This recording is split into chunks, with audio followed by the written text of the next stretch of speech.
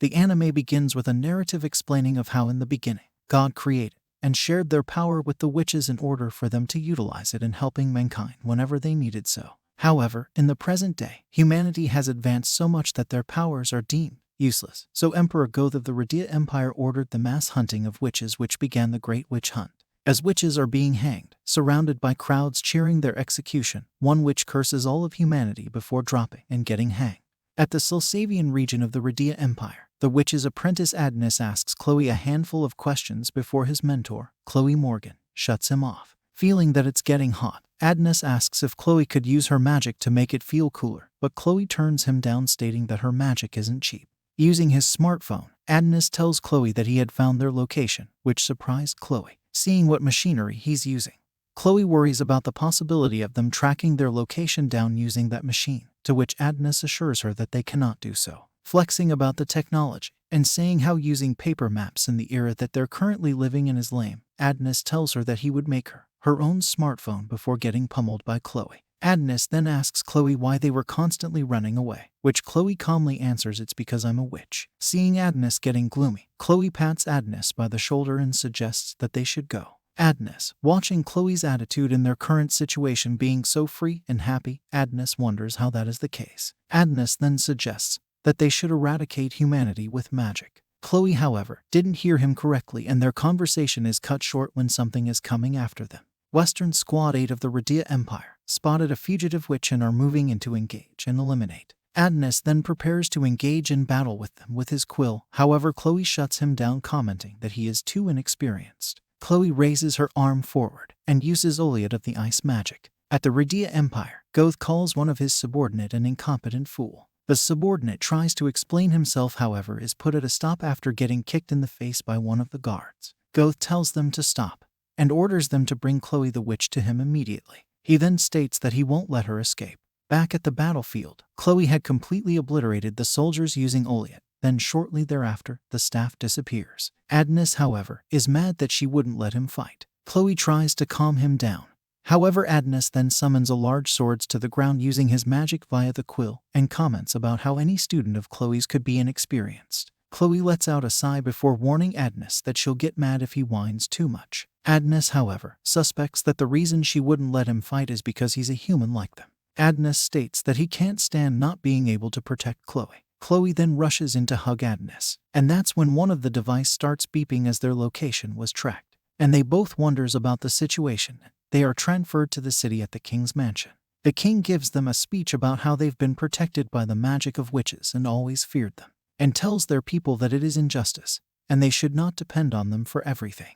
But now that they have advanced in science so much that they don't need them anymore, and tells the people that it's time to eradicate all the witches as they are the new rulers of the world. And everyone agrees with him. That's when suddenly the witch Chloe and her apprentice appeared there. Adnis tried to use magic, but he was held down by the guards. After watching this, Chloe got angry and threatened the emperor by using her magic. She used her ice magic Absolute Zero. She said that she didn't want it to fight with them, because if she did then the boy wouldn't have a home to return to.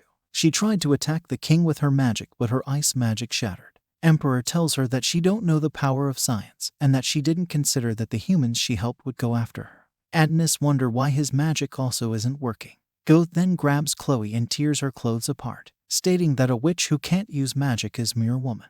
And everyone was watching and taking pictures of her and telling her not to hide her breasts. Seeing this, Adnis tries to attack Goth but is stopped again. Goth orders to kill Adnis, but Chloe then begs to Emperor Goth to spare his life, because he is a human and she raised him to his slave. She asks her to have mercy on the boy and that she doesn't care what happens to her. Listening to this, Adnis was confused. The emperor pulls a gun to her head. Adnis was crying as he was helpless. Chloe says thanks to Adnis for everything, and then recalls when she first met Adnis, and says that she is really glad that she met him. As she was about to say I love you to Adnis, the emperor shoots her in mid-sentence, and that was not it. The army also fires an insane amount of bullets on her, and everyone was enjoying this except Adnis. Adnis then recalls his days he spent with Chloe and how happy he was with her. Killing her was not enough, so the soldier approaches her with an axe and beheads her, and the emperor lifts her head in front of everyone. 10 years later, at the capital of the Radia Empire, in a jail cell, two girls were fighting over a loaf of bread. Watching them fight, another girl named Doroka asked them to stop fighting and offered them her bread if they two get along. She snatches the bread and tells her to stay out of this. Her friend Anna then tells her to not give her food to someone else, but she says she is fine and full of energy. Both of them talks about how humanity would be happy once the witches are gone, but the wars were still going on with other nations. Anna was scared, so Doroka tried to make her laugh with her hand puppets. That's when prisoner No. 218 was called by the guard. By surprise it was Anna, but she was scared, so Doroka swapped numbers with her and stood up and said, "It's me." Watching this, Anna was crying, saying that it was her number that she took. The guards brought her in a room and the fat guy sitting in front asked her to strip, saying that he has to check her body so they don't offend the lord she will be serving. He said that she also has to serve the taxpayers. She looks around and found some dead witches like her tied up in bondage room. Then the fat guy explains how the Radia Empire did gear expansion and used scientific military might and seized dignity for humanity. Then he takes pictures of her stating that she'll get them a good price and sends it to the HQ. Doroka then bites his finger and runs from there, taking his phone with her.